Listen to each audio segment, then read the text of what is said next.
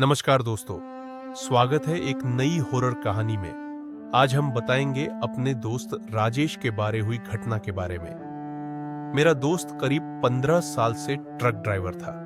उसको चेन्नई से गुवाहाटी तक माल पहुंचाना था।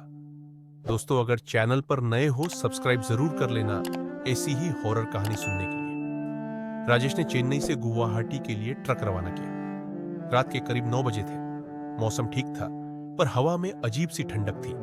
संजू नया था, मगर उत्साहित था इस लंबे सफर के लिए। संजू ने पूछा, भैया क्या हम रात भर चलेंगे?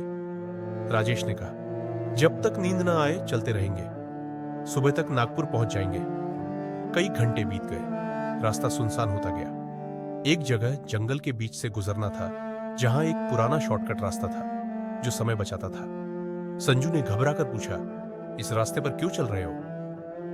पुराना रास्ता है, अभी तक दिन में कई बार जा चुका हूं, लेकिन रात में पहली बार जा रहा हूं। जंगल शुरू होते ही मोबाइल नेटवर्क चला गया। चारों ओर घना अंधेरा था। ट्रक की हेडलाइट्स ही एकमात्र रोशनी थी।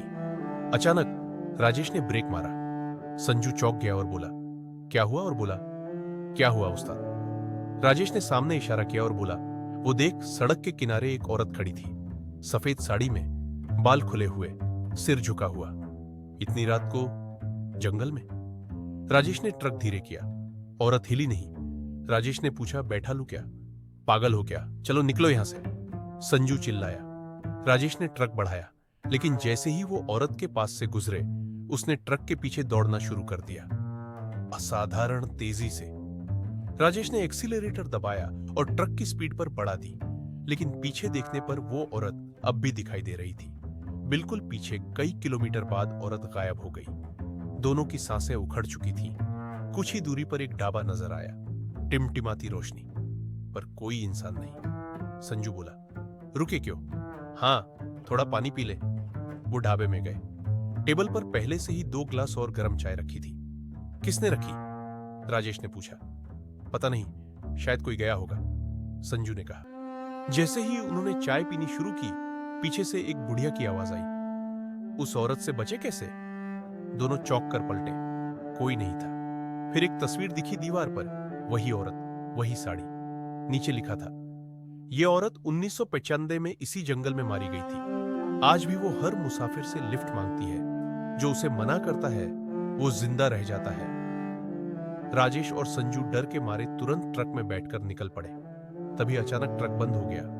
इंजन चालू ही नहीं हो रहा था। राजेश नीचे उतरा, बोनट खोला, कुछ भी गड़बड़ नहीं। तभी संजू चिल्लाया, भैया पीछे देखो। वही औरत अब ट्रक के सामने खड़ी थी, चेहरा उठा चुकी थी। उसकी आंखें खून से भरी थी, चेहरा जला हुआ। तुमने मुझे छोड़ा क्यों? राजेश और संजू चीखते हुए ट्रक से बाहर भागे और पास के जंगल में घुस गए। औरत का भयानक ठहाका पूरे जंगल में गूंजा। अगली सुबह एक स्थानीय ट्रक ड्राइवर को 2 लोग बेहोश मिले, राजेश और संजू। उन्हें गांव के अस्पताल ले जाया गया। होश में आने पर उन्होंने अपनी कहानी सुनाई, लेकिन गांव वालों ने बस एक बात कही, भाई उस रास्ते पर पिछले 20 सालों से कोई ट्रक नहीं जाता, पर हमारा ट्रक। राजेश